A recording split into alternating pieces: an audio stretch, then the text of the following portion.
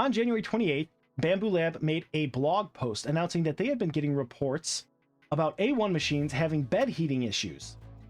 On February 4th, they made a second post announcing a full recall on A1 3D printers. Since the first blog post, my feed has been absolutely flooded with content supporting Bambu Lab, claiming what a great job they've done. Usually this comes with some sort of mention about how people are freaking out about the A1 recall.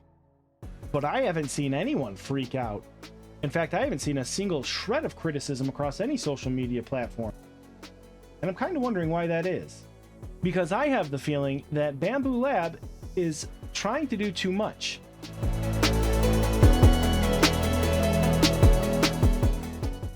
I'll get into the opinion part of this in a second, but first, if you haven't heard, Bambu Lab has issued a full recall of A1 machines. This does not include the A1 Mini. Your options are A, you can return your printer and get your money back, plus an $80 voucher that can be used on supposedly another 3D printer in the Bambu Lab store. Or B, you can keep your printer and wait for a new heated bed to be delivered that you can install yourself. This option comes with a $120 credit that is good for anything in the Bambu Lab store. I've put links to both of the blog posts that I'm referencing in this video in the video description. The second link has all of the registration information needed to make your choice if this recall affects you. I wrestled with the idea of making this video. I don't want to give the impression that I'm stirring the pot, and I don't have any Bambu Lab devices. So why bother to say anything at all? But ultimately, it's because I don't have any Bambu Lab devices that I decided to make the video, in the hopes that maybe I can offer an outside perspective. Also, I like the sound of my own voice. It's soothing. As I said, I don't understand why people aren't mad about this. From what I'm seeing in my social media feeds, people are suggesting that stuff like this happens and Bambu Lab is doing a really good job with the recall. To that I say, it's absolutely true. Stuff like this does happen, and Bambu Lab is doing a very good job with the recall. But I would expect them to, considering their reputation for appliance-like devices that just work out of the box. I don't have anything against Bambu Lab, though I suppose if I'm being honest, I am a little bit jaded. If you follow me, you probably know that a good percentage of the content that I make is 3D printing troubleshooting related. Tips, tricks, and stories about how I mess up my 3D printers and then fix them up again. I can't make one of those videos without someone commenting that I should just buy a Bambu Lab printer and be done with it.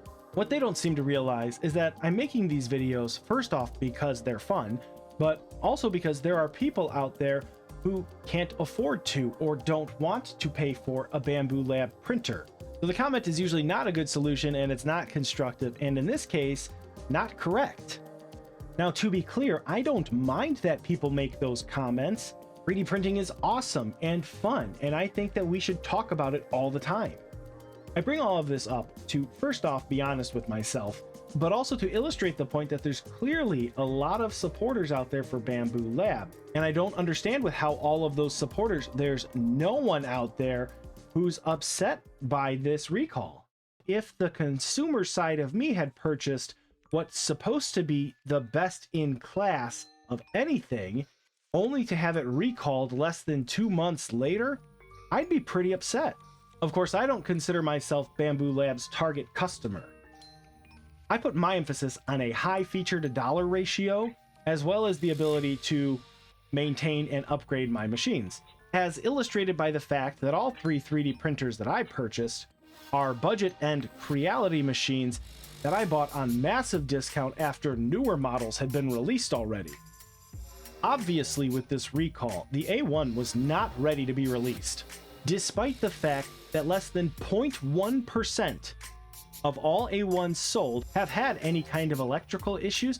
The recall extends to all of them. If you look at the pictures that Bambu Lab put on their blog post that display what a damaged cable looks like, it's pretty obvious to see that the cable lacks a good amount of strain relief. There could be more to this problem, and the number of devices showing the result of this issue is very small. But the actual risk is present on 100% of A1 devices, due in part to a design flaw. Since these machines are meant to be usable by anyone, including those with little to no technical experience who might not know to not put any sort of strain on that cable, it makes sense to recall all of the A1s. The risk that these cables could become compromised in the future is too high. A premium product that is meant for those who can't or don't want to do any troubleshooting needs to go through a rigorous QA process with multiple tests to ensure that these kind of issues don't happen.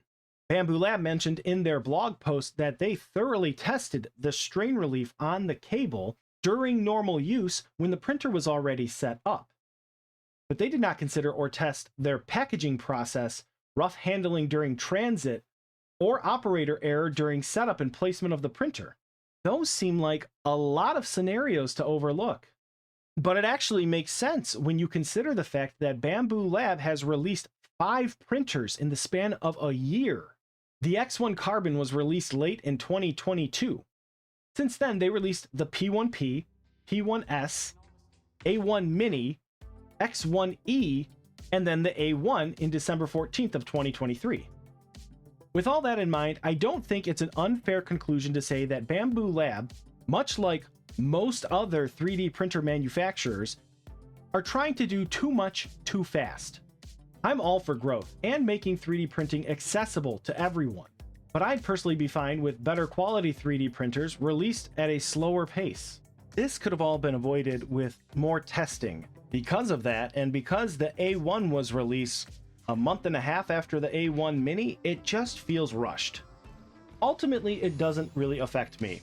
But in a hobby where you have a significant amount of people who don't want to consider troubleshooting and maintenance as part of the hobby, there needs to be a clear line of distinction of which machines suit those people and which ones do not. A recall should almost never happen. And while recalls do happen, I'm concerned with how quick this came about. How Bambu Lab is handling the recall speaks volumes. However, in my opinion, so does the fact that there is a recall in the first place. So what do you guys think about all this? Do you blame Bambu Lab for releasing a faulty printer into the wild? Do we as consumers demand too much too soon from these 3D printer manufacturers? Or are they big companies simply driven by expansion and profit? Let me hear about it in the comments below. I feel like I'm on the outside of this one. I don't understand why people aren't more upset. Hit me up on TikTok, Instagram, or right here on YouTube for more 3D printing related content like this, as well as awesome 3D printed projects and experiences. Thank you very much. See you in the next video.